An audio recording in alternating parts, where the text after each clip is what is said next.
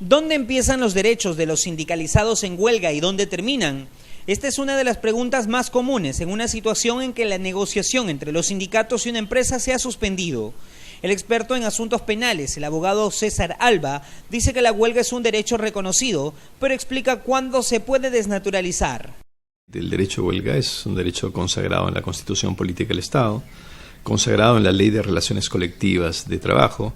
y si superados los protocolos y los procedimientos previos en el Ministerio de Trabajo, está autorizada una masa de trabajadores para ejercitar este derecho, pues no hay ningún inconveniente. Hay derechos de huelga activas y pasivas. Cuando estas son activas, que son las que comúnmente tenemos en estas últimas experiencias en la empresa Casagrande, lo que ocurre y lo que sucede es que los trabajadores tratan de tomar la fábrica, tratan de hostigar a quienes libremente quieren desarrollar su actividad laboral, ocasionan daños, toman carreteras, generan incendios en algunos campos de caña y entonces ese derecho de huelga se desnaturaliza. Se desnaturaliza porque las conductas ya no solo resultan una manifestación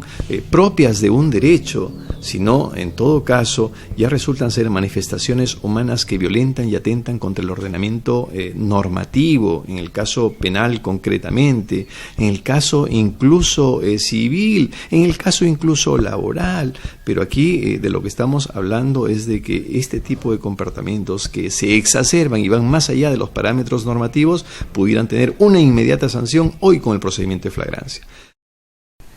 De 10 a 5 años sería la pena para aquellos que cometan delitos de coacción, como impedir el ingreso a su centro de labores de los trabajadores que no acaten la huelga, tomar parte de las instalaciones de la empresa o quemar los campos de caña ocasionando perjuicios económicos. Pero fundamentalmente lo que apreciamos de la experiencia que suele ocurrir en este tipo de manifestaciones del derecho a huelga son las figuras de los delitos de coacción que están previstos y regulados en el artículo 151 del Código Penal Sustantivo. Esto es violentar el derecho y la voluntad de algunos trabajadores de entrar a laborar libremente.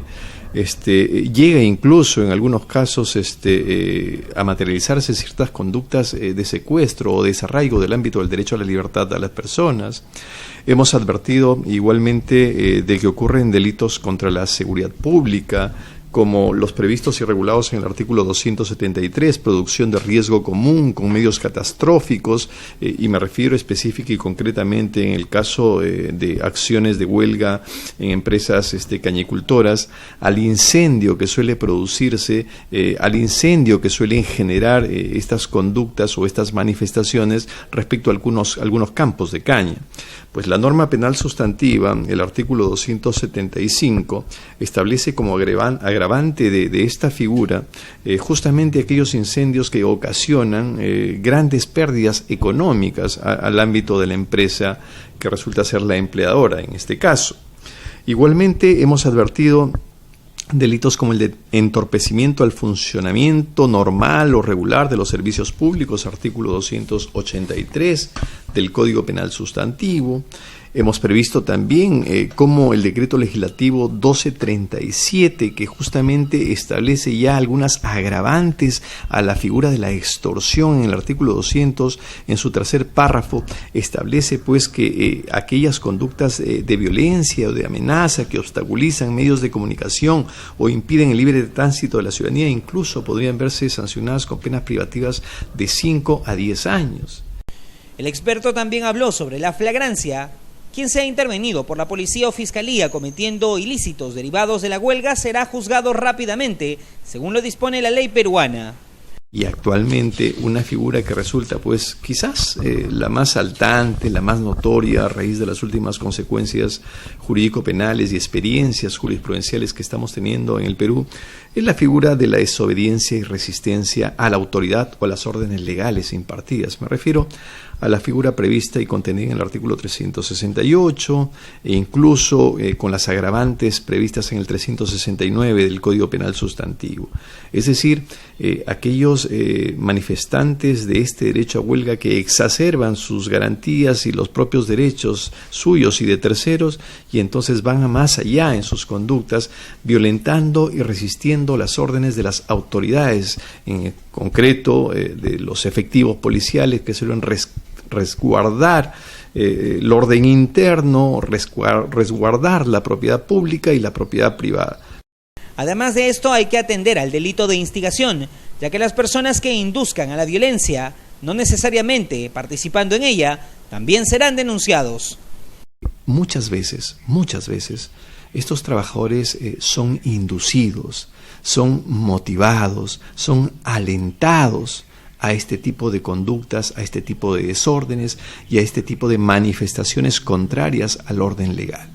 Por supuesto, estas personas nunca aparecen, estas personas nunca dan la cara,